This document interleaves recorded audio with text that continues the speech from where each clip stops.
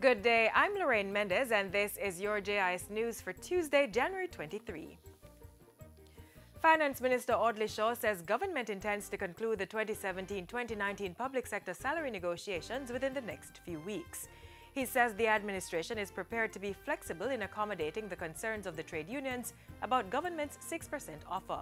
We are looking at a raft of creative non-allowance and non-wage issues that we are putting into the mix. One of them will include the whole pension arrangements, because we want everybody needs to come on board with pension contributions. It's an important part of the social security system.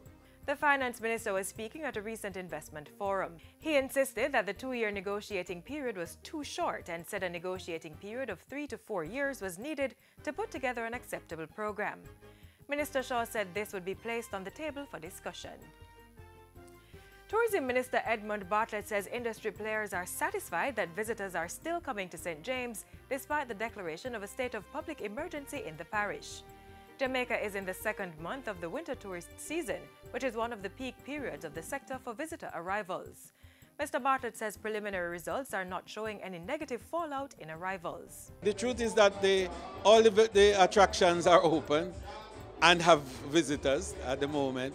The beaches are also there with visitors, and visitors are in their hotels operating. The tourism minister was scheduled to meet today with travel agents and destination bookers for an update on the status of future bookings. In the meantime, he's appealing to the media to be careful with the narrative that's being disseminated about the security operation.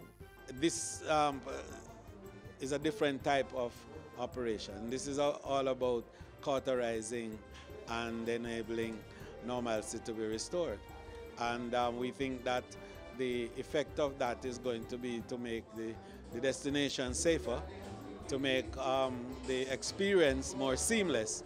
And that's what I'm about. We are about making Jamaica safer, more secure and seamless. The minister was speaking with JIS News last night at the launch of Reggae Month activities for February. The Justice Ministry is providing legal representation for persons in St. James who are detained under the state of public emergency. The provision is being made through the Legal Aid Council and the Cornwall Bar Association. In a release, the ministry says 19 councils, including 6 senior lawyers, will provide representation for detainees. The ministry is asking persons who have been detained to contact the Montego Bay Legal Aid Clinic at 42B Union Street or 952-2183. Persons may also call the Cornwall Bar Association at 940-1960. In other justice news, the Portfolio Minister Delroy says this year special focus will be placed on serious crimes involving murders, drugs, illegal possession of firearms, extortion and lottery scamming. He says the emphasis will be to bring perpetrators before the courts in a reasonable time.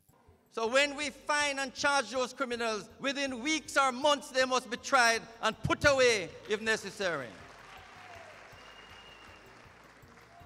And the resources will be provided immediately in the budget. He says putting focus on the selections of such cases is a firm indication to criminals of the strength of the judicial system. Further strengthening will come with Friday's launch of a sentencing guideline. Sentencing can't be a pat on the hand. The sentencing must send to the criminals the emphatic repulsion that Jamaicans feel when crimes are committed, especially crimes that are overtaking areas of Jamaica. In addition, the Justice Minister says he will be approaching Cabinet for more resources to further strengthen the justice sector crime-fighting measures. Minister Chuck was addressing the recent installation ceremony of Justices of the Peace in Montego Bay. And finally, the Justice Minister is calling on law-abiding citizens to not retreat at the actions of criminal elements, but instead become part of the solution. If the decent, law-abiding citizens of this country really pull together, we can expose the criminals.